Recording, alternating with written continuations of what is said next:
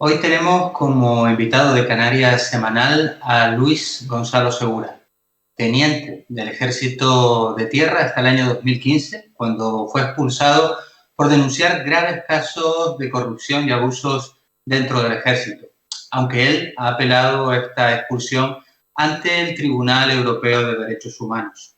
Luis Gonzalo Segura es autor de las novelas Un paso al frente y Código Rojo y los ensayos El libro negro del Ejército Español, En la guarida de la bestia, sobre la situación de la mujer en el Ejército, y El Ejército de Vox, publicado este mismo año 2020. Buenas tardes, Luis, y muchas gracias por compartir este espacio con nosotros. Buenas tardes, muchas gracias a vosotros, Cristóbal. Para comenzar, Luis, nos gustaría conocer tu punto de vista sobre los pronunciamientos de los altos cargos del Ejército Español, que expresaron en cartas remitidas al rey Felipe VI su convencimiento de que el Ejército debía actuar ante lo que ellos consideran un deterioro muy grave sufrido por nuestra patria, con alusiones al supuesto peligro que correría la unidad de España y, en definitiva, haciendo un llamamiento más o menos abierto al golpe de Estado. Sí, efectivamente. Creo que es reflejo del sentir de la mayoría de los militares españoles, que son claramente o mayoritariamente ultraderechistas, y esto es algo que se puede demostrar, o que quedó demostrado tanto en el Ejército de Vox, el último ensayo que publico, en el que analizo casi 200 secciones electorales en las cuales hay acuartelamientos militares, y podemos ver claramente que hay una distorsión clara, ya no solo hacia la derecha, que por supuesto, sino hacia la extrema derecha. Esto por un lado. Y por otro lado, podemos seguir con mucha facilidad la cantidad de episodios ultraderechistas asociados a las Fuerzas Armadas en los últimos años. Sin ir más lejos, en los últimos 5 años hay más de 30 episodios ultraderechistas asociados a las Fuerzas Armadas, entre los que podemos destacar claramente el manifiesto a favor de la figura de Franco en verano del 2018, cuando se pretendió exhumar el cadáver del Valle de los Caídos.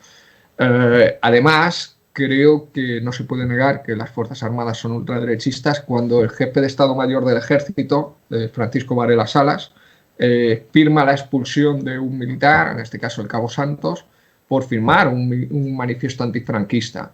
Y es una expulsión que, además, por cómo se produce, demuestra hasta qué punto este sujeto es claramente ultraderechista, o por lo menos se manifiesta con las tesis ultraderechistas, ¿no? Al final, le sancionan con una falta grave por firmar el manifiesto antifranquista, pero además le realizan un seguimiento en las redes sociales por medio de la Guardia Civil, que es la que analiza sus redes sociales, y concluyen que se muestra a favor del derecho a decidir en Cataluña, en Euskadi o en Galicia, que es republicano y que además está en contra de la condena a los chicos de Alsasua.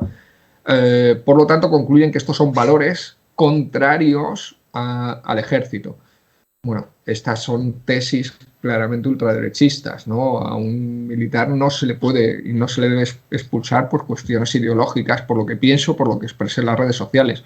Pero evidentemente el encontrarse enfrente de estos posicionamientos claramente políticos sitúan al jefe de Estado Mayor del Ejército en la ultraderecha, ¿no? Solo un ultraderechista expulsaría a un militar por tener estas ideas.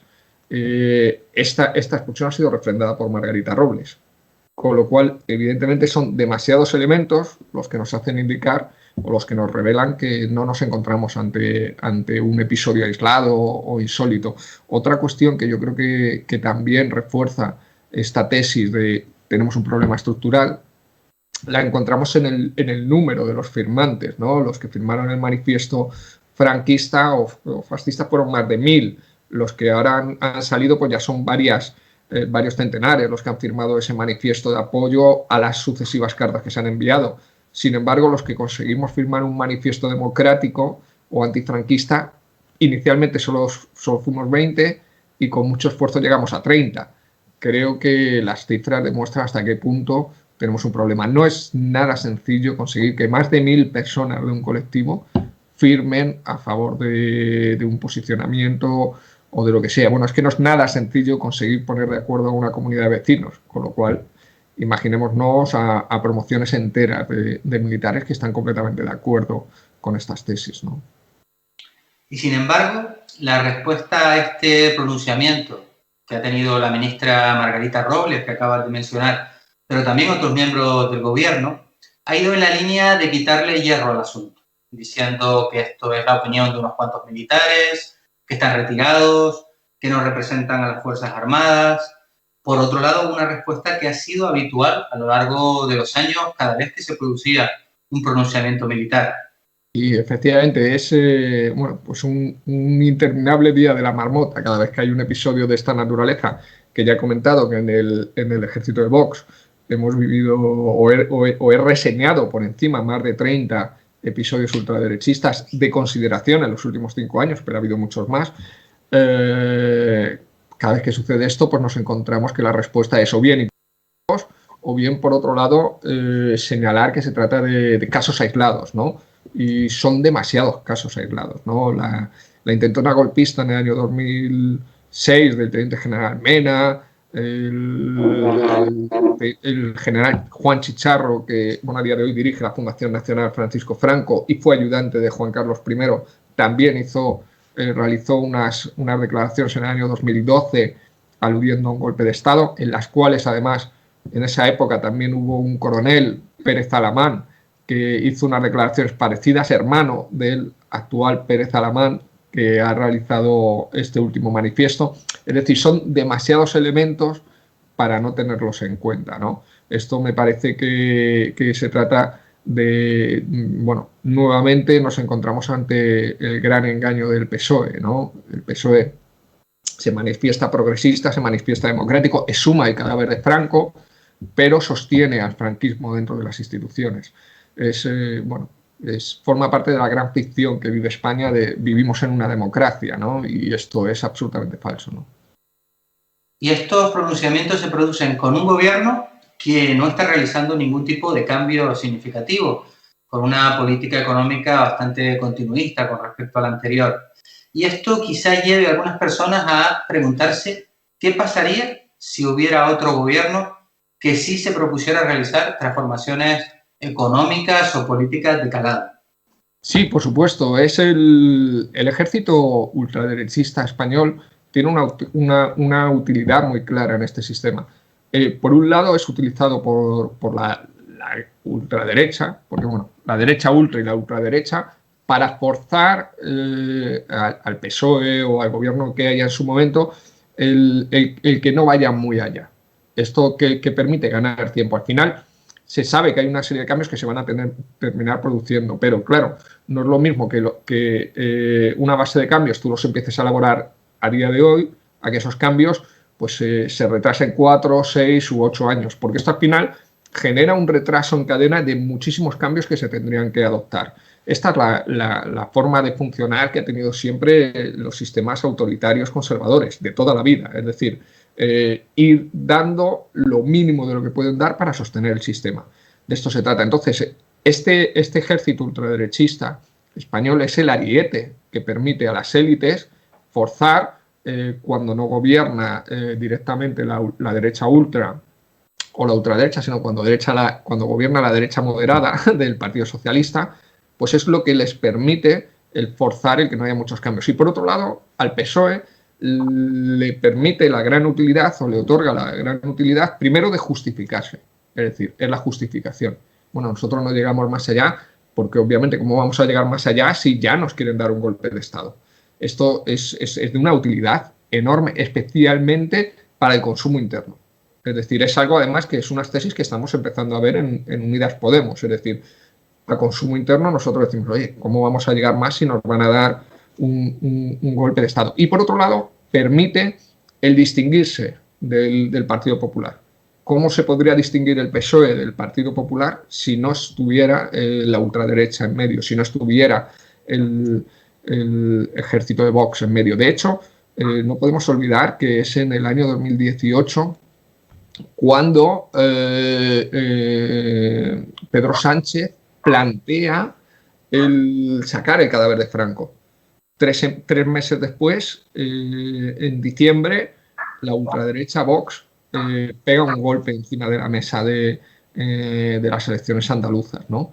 Esto creo que tiene una relación clara. ¿Por qué? Porque el PSOE sabe perfectamente que el problema no es que Franco esté dentro o estuviera enterrado en el Valle de los Caídos, ¿no? Ese no es ningún problema, ni puede ser jamás un problema. El problema fundamental es que tenemos al franquismo dentro de las instituciones. Es decir, sacar el cadáver de Franco o no es algo completamente anecdótico, completamente aleatorio. Claro que no debe de estar allí, pero no es que sea ese el problema. El problema es por qué está ahí el cadáver o por qué estaba ahí ese cadáver. Claro, si tú quieres realmente resolver el franquismo que hay a día de hoy en las instituciones, en los diferentes poderes, lo que tienes que hacer es una ley que prohíba el enaltecimiento del franquismo. Lo primero que tienes que hacer es desmantelar la justicia militar. Lo primero que tienes que hacer es abrir una comisión de la verdad que investigue pues, todos los crímenes, el apoderamiento que han tenido grandes fortunas franquistas durante el régimen, etcétera, e ir generando un ambiente de justicia. Pero como eso el PSOE ni lo va a hacer ni lo pretende, lo que genera es este fuego de artificios. Y al final todo esto es una gran pantomima.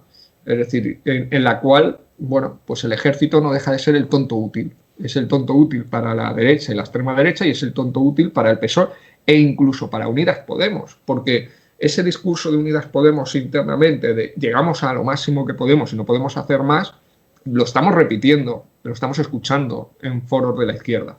Es que no podemos hacer nada más, es que nos van a dar un golpe de Estado, es que ellos serían peores, es que si gobiernan ellos, esto será peor, ¿no? Entonces, al final, nos encontramos con que el ejército no va a ser desmontado por el sistema, porque es imprescindible para que el sistema siga funcionando, para que este engaño, esta gran ficción siga vigente. Estas justificaciones que mencionas, que utiliza el PSOE y también Unidas Podemos, son en realidad muy similares a las que se utilizaron durante la transición, cuando el famoso ruido de sables sirvió para justificarlo todo, para justificar, por ejemplo, la renuncia a hacer una consulta sobre la forma del Estado, monarquía o república, para justificar los pactos de la Moncloa. Todo se venía a justificar diciendo que si no iba a ser peor, que había un peligro de involución y se podía volver al franquismo. Tú fíjate que al final, claro, estamos hablando de 40 años después y estamos en las mismas tesis. Los actores son exactamente los mismos, todo funciona exactamente igual. De hecho, claro, cuando tú empiezas a analizar, o cuando yo empecé a analizar la historia de España en profundidad, claro, yo tenía una serie de preguntas que me asombraban mucho, ¿no? Bueno, pues las renuncias que había realizado en su momento el Partido Comunista, el origen del Partido Socialista de Pedro Sánchez. Se trata de elementos que yo creo que para cualquier progresista pues ofrecen una serie de dudas más que considerables, ¿no?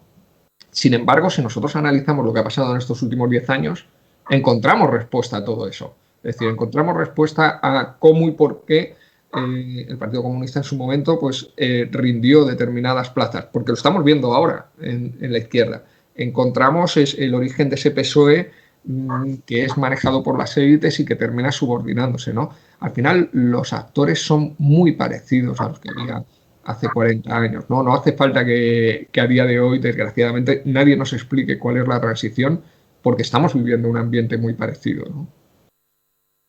Quería preguntarte también sobre algo que comentabas acerca de la presencia del franquismo en las instituciones.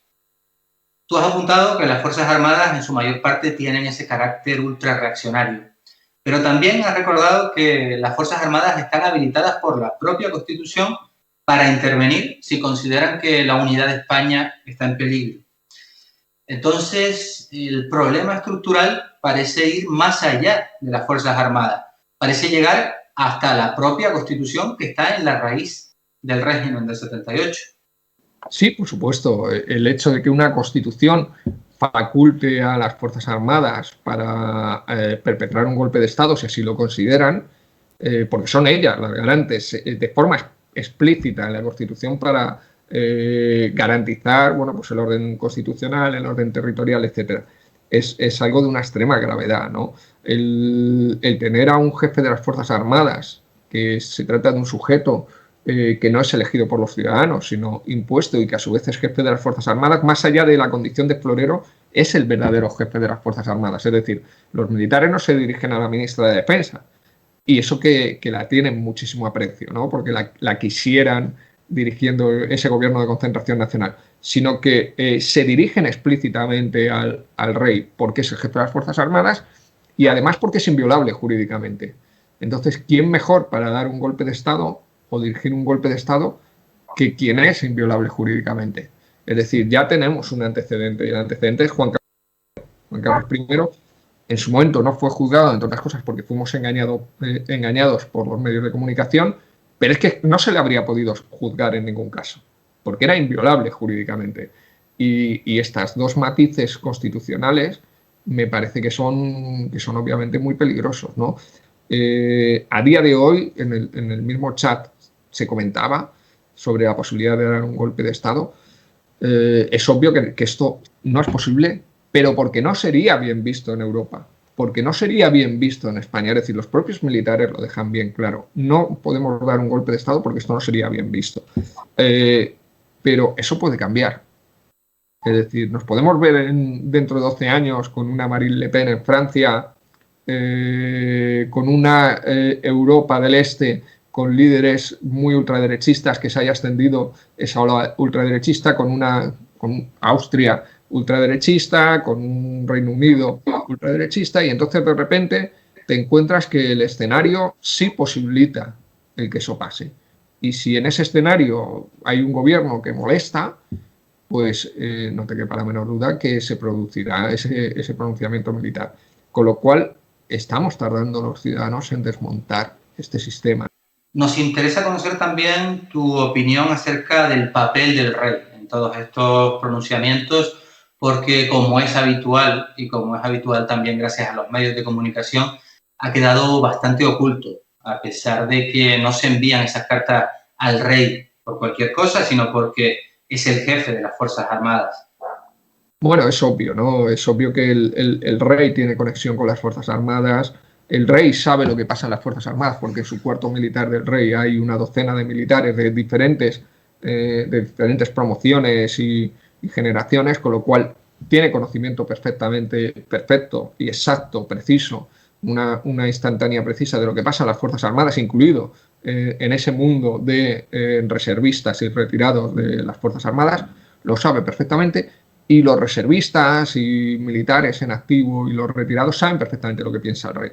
Y por eso le envían cartas. ¿Por qué? Porque el rey acude a multitud de actos con militares, mantiene relaciones de promoción con militares. Es decir, el rey no es un sujeto ajeno al mundo militar, es un sujeto que está integrado dentro del mundo militar, con lo cual es obvio que si le envían esas cartas es porque saben su devenir y, entre otras cosas, porque él ni siquiera a título personal les ha hecho saber a nivel interno que no está de acuerdo con ellos, ¿no? Porque si se lo hubiera hecho saber, aunque solo fuera a nivel interno, esto no estaría pasando. Y es obvio que es su referente y que le están enviando las cartas a él, ¿no? Esto no lo podemos obviar. Por otro lado, el que desde partidos de la izquierda, no ya desde la derecha, sino desde partidos de izquierda, como puede ser Unidas Podemos, de alguna forma se le disculpe al rey y se diga que no tiene que responder a este tipo de misivas ultraderechistas, a mí me parece una infamia. Un jefe de Estado de cualquier democracia avanzada se sentiría obligado moralmente, se sentiría comprometido a responder, ¿no? Es decir, de hecho, no toleraría no responder. Y aquí lo que encontramos es un rey que calla. Y bueno, el que calla otorga. Y además tengo muy claro que el rey solo va a desmentir a la ultraderecha cuando, bueno, pues nos encontremos en una situación en la que peligre realmente su puesto de forma real, ¿no? Y me parece muy triste. Además, el rey es el que recibe con sonrisas al líder de la ultraderecha. El rey es el que es vitoreado en todos los actos de Vox sin que jamás haya emitido una queja al respecto. Bueno, cualquier jefe de Estado que hubiera sido vitoreado en actos de la ultraderecha, obviamente habría mostrado su repulsa de ser democrático. El rey no es una persona democrática. Y además, si pensamos en sus antecedentes, hubiera sido extraño que el rey fuera democrático. Es decir, el padre del rey es claramente antidemocrático. La madre del rey es claramente antidemocrática. Los abuelos del rey son claramente antidemocráticos, tanto por el lado de la madre como por el del padre, incluso relacionados con el nazismo. Es imposible, y con el fascismo italiano, es que es imposible que Felipe fuera un demócrata, ¿no? Al margen incluso de esa manera de justificar al rey Felipe VI que has mencionado, por parte del Ejecutivo, del PSOE y Unidas Podemos, los partidos que integran este gobierno, que se llaman a sí mismos progresistas, están intentando hacer alguna cosa para modificar esta estructura ultraconservadora, ultrarreaccionaria dentro del ejército. Para nada, ¿no? Yo a mediados de febrero de este año presenté una propuesta junto a Esquerra Republicana de Cataluña y Aremoy, un colectivo de militares demócratas y republicanos en el que me integro, en el que solicitamos la no eliminación, pero sí la restricción de la justicia militar a situaciones muy especiales como un periodo de guerra, etcétera, y que bueno, pues durante el resto del tiempo funcionara la justicia ordinaria. Esto es algo que sucede en prácticamente toda Europa, desde Francia a Alemania, ¿no? Nos encontramos que todos los partidos que han permitido este gobierno de coalición votaron a favor, menos el PSOE que se opuso, ¿no? Siempre nos encontramos que el PSOE es el que se opone a cualquier paso de consideración, ¿no? Se opone a investigar a Juan Carlos I, se opone a terminar con la justicia militar. El PSOE forma parte del sistema, ¿no? En el año 2018 tú publicabas un artículo en el que, igual que has criticado estos posicionamientos políticos, criticabas también muy duramente la venta de barcos de guerra y de bombas a Arabia Saudita, de estos barcos que se construyen en Navantia. Y decías que lo que se estaba desangrando en Navantia era precisamente esta izquierda institucional, por apoyar esa venta de armas con las que luego, entre otras cosas, se mata gente en Yemen. Te referías tú concretamente al alcalde de Cádiz, Kichi, a los sindicatos, a Podemos, a anticapitalistas, a Izquierda Unida, los nombrabas a todos, aclarando además que esto te dolía porque tú mismo eres una persona de izquierdas. La cuestión, Luis, es, ¿se puede ser de izquierdas y al mismo tiempo cómplice de este tipo de comercio, apelando, por ejemplo, a que sirve para crear puestos de trabajo? Bueno, es una vergüenza, ¿no? Me parece que a mí es de las mayores vergüenzas. Yo creo que siempre he sido crítico, no voy a dejar de serlo, pero bueno, pues he intentado limitar mis críticas siempre a la izquierda a lo estructuralmente necesario, ¿no? Creo que hay que seguir siendo crítico, pero bueno, tampoco hay que regalar críticas porque al final le estás haciendo el juego a la derecha. Pero eso no quiere decir que haya que estar callado, ¿no? Yo creo que hay que ser crítico. En Yemen ni siquiera se conocen las cifras exactas. Yo he leído muchos datos, muchas estimaciones. Hay algunas que afirman que si la guerra continuara 4 o 5 años, se podría superar el 500.000 de muertos, de ellos más o menos unos 250.000 niños. Estamos hablando de cifras auténticamente aterradoras, ¿no? Es decir, es un gran genocidio. Que España participe de esto a mí me parece absolutamente asqueroso. No tiene ninguna participación. Entre otras cosas porque además es mentira que la industria armamentística genere puestos de trabajo. Que además es mentira, porque esto es una gran mentira que nos está colando la izquierda además, ¿no? No me refiero a Margarita Robles, que por supuesto no es izquierda, pero que nos está colando la izquierda. Es mentira. Cada 1.000.000 de euros invertido en armas genera un puesto de trabajo. Que haya 1.000.000 de euros invertido en sanidad, en educación, en investigación, genera entre 10 y 35, incluso 44, 45 puestos de trabajo.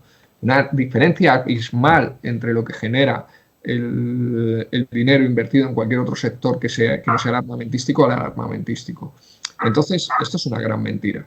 Otra cuestión es que haya que ser sincero con la ciudadanía y explicarle que efectivamente que no podemos cometer esta barbaridad y que bueno, se van a perder puestos de trabajo, vamos a tener que trabajar para reconvertir ese sector industrial en otro y que esto generará una pérdida de empleo. Pero yo creo que la alcaldía de Cádiz no vale más de 250.000 muertos, de ellos más de 125.000 menores de 5 años. No lo vale.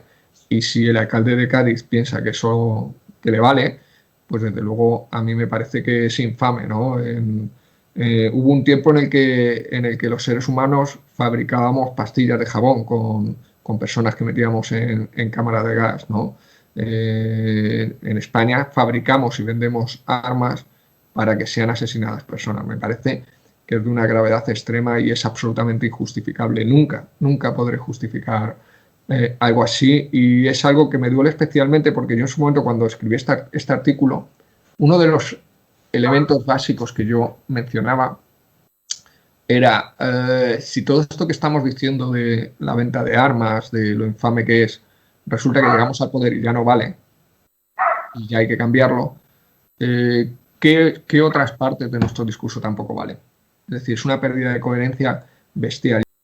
Luis, cuando nosotros te conocimos, cuando tuvimos la oportunidad de conocerte durante uno de tus viajes a Canarias, hace ya 6 años, todavía no habías sido expulsado del ejército y estabas presentando tu primera novela, tuvimos la posibilidad de hacerte una primera entrevista, y comentaba contigo hace un rato, off the record, que desde entonces hemos apreciado una evolución, desde nuestro punto de vista, muy positiva en tus planteamientos políticos, más hacia la izquierda, con críticas que nos parecen muy aceptadas.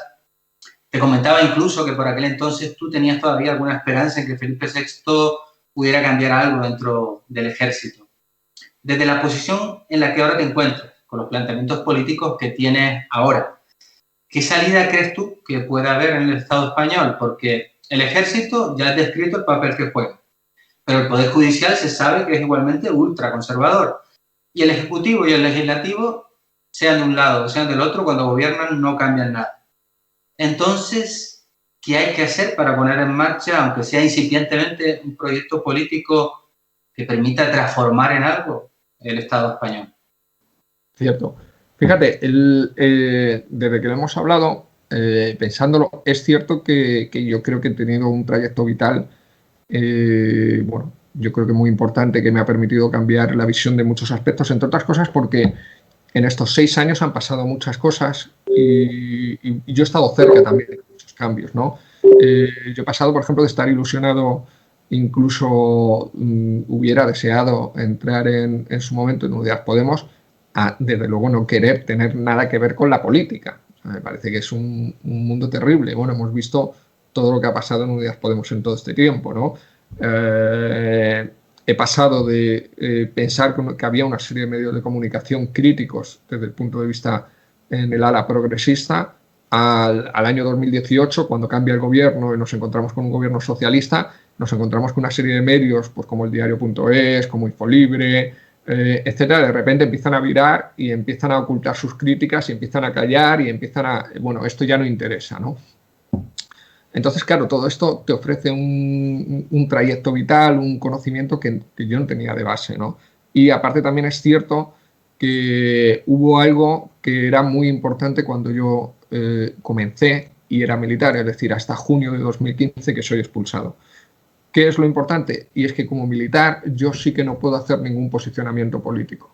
Es decir, igual que todas las renuncias que yo hice, que ahora una de ellas se está resolviendo en el Tribunal Europeo, y espero que me den la razón, y que bueno, esto me permita recuperar mi puesto de trabajo o al menos ser resarcido de alguna manera. Si yo me hubiera posicionado de alguna forma a nivel político, habría sido completamente, bueno, se lo habría puesto muy sencillo, ¿no? Porque habría sido expulsado y con razón. ¿Por qué? Porque ya había sentencias en el Tribunal Europeo que hacían referencia a la Europa del Este al respecto de el evitar que se produzcan politizaciones dentro de sectores militares y policiales, ¿no? Esto ya había sentencias al respecto en el Tribunal Europeo y aquello era complicado, ¿no?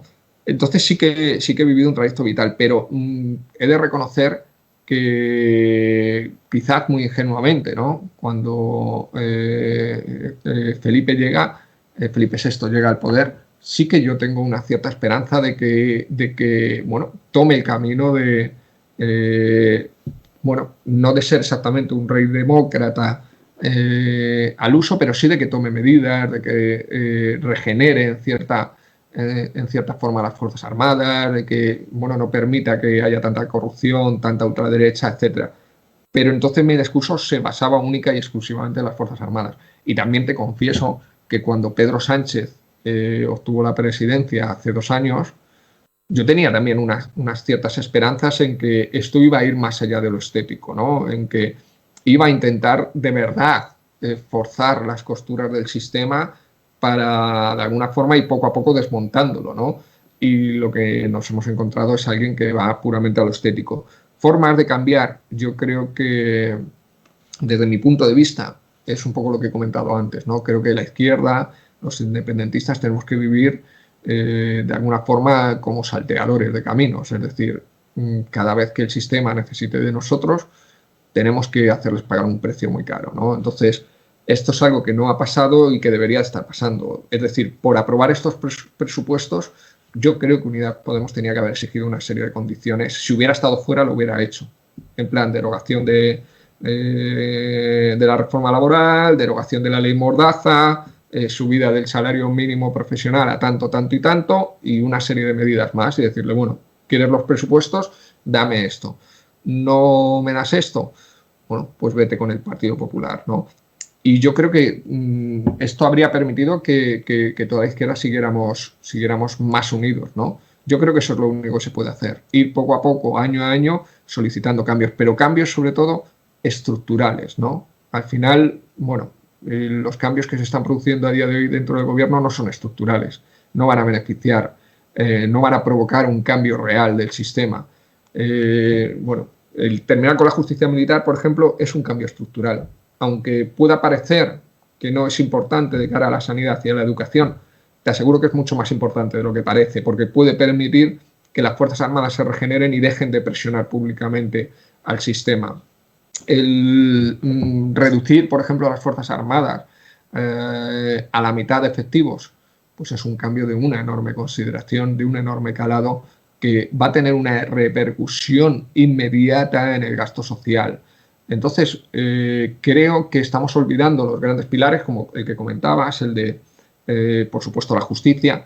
Los cambios reales a nivel justicia, a nivel Fuerzas Armadas, a nivel Fuerzas y Cuerpos de Seguridad del Estado, son los que después te van a permitir los cambios sociales.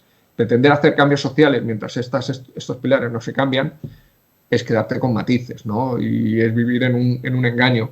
Y creo que me parece muy triste, pero tengo la sensación de que Unidas Podemos hace tiempo que prefiere mirar egoístamente por su supervivencia particular, su supervivencia política, que mirar por el colectivo, ¿no? Por el bien de toda la ciudadanía. Pero ese desencanto que tú manifiestas cuando dices que has pasado a no querer saber nada de la política, parece que se refiere en realidad a esa política institucional, en la que, como tú mismo dices, lo fundamental es la propia supervivencia en cargos y no un proyecto auténtico de transformación. Pero no parece que estés desencantado de toda la política, porque la organización popular también es otra forma de hacer política, ¿no? Efectivamente, ¿no? Yo creo que tienes toda la razón, ¿no? De la política tal y como se entiende, ¿no? Yo creo que la izquierda necesita presentar un proyecto popular, un proyecto que no se integre jamás con el sistema, que considere al sistema un enemigo. Desde ese punto de vista, el posicionamiento de Cataluña y de Euskadi me parece el acertado. Es decir, vosotros no sois mi Estado, yo no os considero mi Estado, de alguna forma os considero ilegítimos, y por tanto, como no me queda más remedio que convivir con vosotros, cada vez que queráis algo de mí, que sepáis que tenéis que pagar. Y creo que ese debería ser el posicionamiento de la izquierda. Es decir, yo os considero un Estado ilegítimo, os considero a todos, incluido el PSOE, un Estado absolutamente ilegítimo. Sé que me estáis engañando, sé que formáis parte del régimen y cada vez que queráis algo tenéis que pasar por caja y pagar. Pagar de forma, evidentemente, pagar en el sentido de beneficio social. Y esa yo creo que es la única manera. Es una carrera a muy larga distancia, es una carrera a varias décadas, pero creo que es la única forma de alguna forma, desatascar, ¿no? Esta situación, erosionar al sistema. Porque si no se tocan los pilares fundamentales, el sistema no lo vamos a erosionar. Es decir, es imposible cambiar el sistema mientras los pilares más importantes del sistema se mantienen intactos. Entonces, creo que tenemos que ir a por esos pilares, ¿no? Luis, ha sido un auténtico placer intercambiar contigo y esperamos además que no sea esta la última vez que podamos hacerlo. Siempre que queráis, Cristóbal. Yo, bueno, ya sabéis dónde estoy, o sea que estoy encantado de hablar con vosotros siempre que queráis. Ha sido un placer.